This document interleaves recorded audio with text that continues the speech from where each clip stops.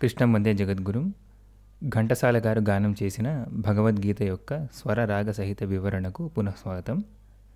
ఇవాళ మనం మాట్లాడుకోబోయే మొదటి శ్లోకం 13వ శ్లోకం అన్నాద్భవంతి భూతాని. ఇది అమృతవర్షిణి రాగంలో ఉంది.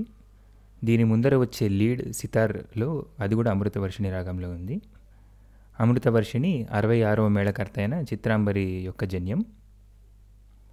ఆరోహణం అవరోహణం ఒకసారి చూద్దాం. సా గా మా ప ని సా సా ని ప మ గ సా. ముందర సితార్లో వచ్చే లీడ్.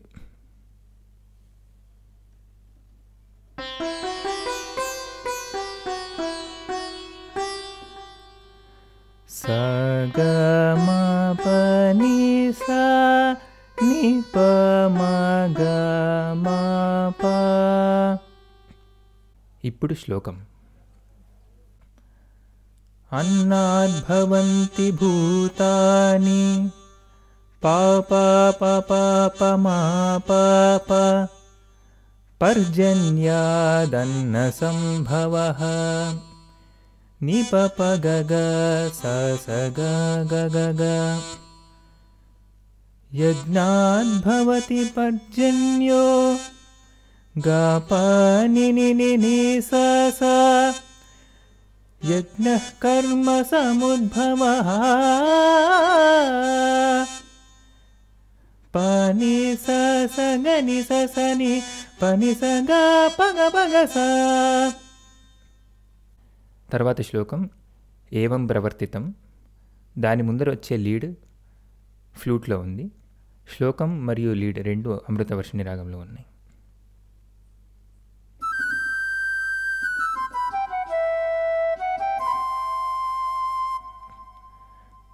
గమ ప మగ స ని ప మగ గమ ప స.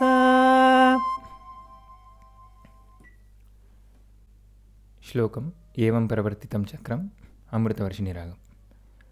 ఏవం ప్రవర్తితం చక్రం ని స ని స స స ని స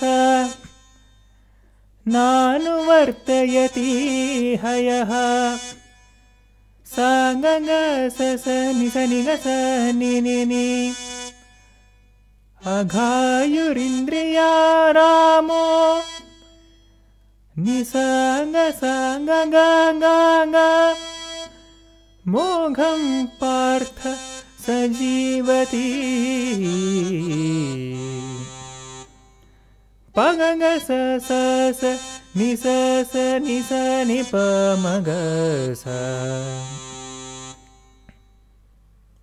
తర్వాతి శ్లోకం యద్యదాచరతి శ్రేష్ఠః. ఇది హంసధ్వని రాగంలో ఉంది. హంసధ్వని రాగం శంకరాభరణం యొక్క జన్యం. ఆరోహణం అవరోహణం ఒకసారి చూద్దాం. స రి గ ప ని సా సా ని ప గ రి సా. శ్లోకం యద్యదాచరతి శ్రేష్ఠః గ ప సా స స ని ని స స స తత్తదేవేతరో జనః ప ని స గ గ ప ని గ ప గ రి స స స స యత్ప్రమాణం కురుతే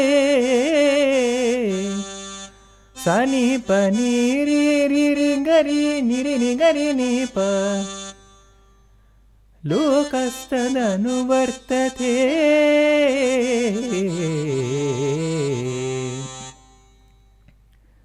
గని స ని ప స స ని ప ని స గ రి స రి స ని స ని ప ని ప గ ప గ రి గ రి రి గ రి స. ధన్యవాదాలు.